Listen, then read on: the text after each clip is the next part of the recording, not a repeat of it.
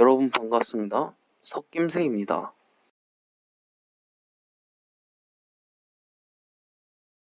오늘은 이번 정권 주요 정책인 소득주도 성장이 실패한 이유에 대해 간단하게 설명하도록 하겠습니다.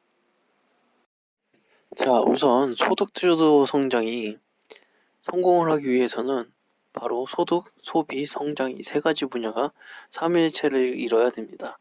그런데 이 중 하나라도 그렇지 못하다면은 바로 소득주도 성장의 실패의 요인이 되고 말 것입니다. 그렇다면은 왜 소득 주도 성장이 실패할 수밖에 없었는지 이 점에 대해서 말해 드리겠습니다. 바로 소득 부분과 소비 부분 그리고 성장 부분을 복합적으로 계산만으로 알아보도록 하겠습니다. 여기 이번 달부터 월급이 올라 기뻐하는 대시가 있습니다. 작년 월급은 300만 원이었으나 최저임금 상승률에 의해 올해 월급은 349만 2천 원을 받게 됩니다. 그리고 또한 작년 소비는 250만 원이었으나 물가가 오른 것을 반영을 하여 올해 소비는 256만 7,500원을 소비하게 될 것입니다. 그러면 작년 적금은 50만 원을 들었다고 했을 때 올해 적금은 결국 92만 4,500원으로 증가하는 것을 볼 수 있습니다. 그림에서처럼 기뻐하는 이유가 보이죠? 그러나 경영자의 입장에서는 과연 즐거운 일일까요? 이 회사는 적어도 1억 원의 최소 매출액이 필요합니다. 자, 아래의 사안들을 다 더했을 경우 1억 원의 매출이 필요합니다. 그러나 올해부터는 월급 계산해서 7,333만 2천 원이 필요하고 투자 및 운영비는 3,799만 9천 원이 필요하게 됩니다.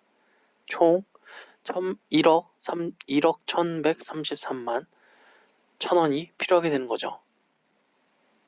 잠시 돌아와서 소득이 증가한 대신은 소비를 할 것입니다. 대시 외에 여러 소비자들은 기업의 상품을 소비할 것이고 기업 측에서도 매출이 증가할 것이라고 기대하게 됩니다. 기업이 올해 회사를 운영하기 위해서 1억 1,133만 7천 원이 올해의 매출로 잡혀야 됩니다. 소비자 지출 증가율을 계산했을 때 결국엔 1억 250만 원의 매출이 증가하는 꼴이 보이는데요.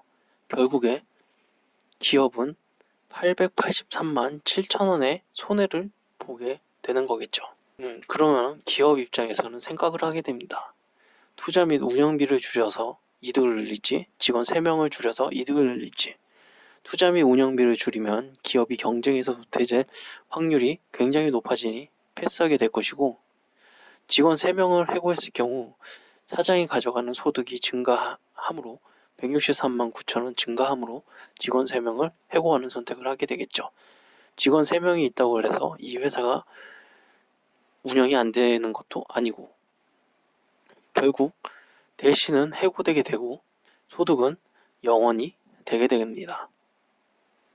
그 주변에서 보면은 해고의 불안감 때문에 돈을 또 보유하려 할 것이고 결과로 민간 소비는 위축되고 기업 매출은 부진, 경기 성장률을 하락하게 되는 악순환이 진행되게 됩니다. 물론 해결 방법이 없는 것은 아닙니다. 수출이 증가하고 인구가 꾸준히 증가한다면 가능합니다. 그렇지만 지금 수출은 감소되고 인구수 또한 감소되고 있는 실정입니다. 요즘 주변을 들려보면 그 사람이 있는 상점이 많지 않습니다. 다 키오스크로 대처를 했죠. 왜 이런 선택을 해야 되냐? 어쩔 수 없습니다. 본인도 먹고 살아야 되기 때문에. 그렇다면은 그 소외된 사람들은 무엇을 할까요? 과연 어떤 것을 하고 있을까요? 흔히들 정부의 정책을 자물쇠에 많이 비유합니다. 자물쇠 열쇠를 잃어버렸을 경우를 대비를 하여 여러 개의 키를 만들어 놓듯이 정책 또한 마찬가지인데요. 혹시나 모를 이런 안 좋은 상황에 대해서 고민을 하고 심도 있게 여러 가지 방안을 준비를 했어야 되는데, 이번 정부는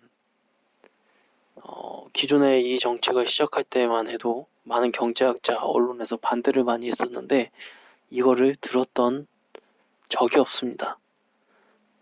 듣는 능력이 없었던 것이죠. 지금이라도 늦지 않았으니 잘못된 정책을 고치고 여러 전문가들과 많은 토론을 하여 고쳤으면 좋겠습니다. 소득주도 성장 실패입니다. 재밌게 보셨다면 구독과 좋아요 감사합니다.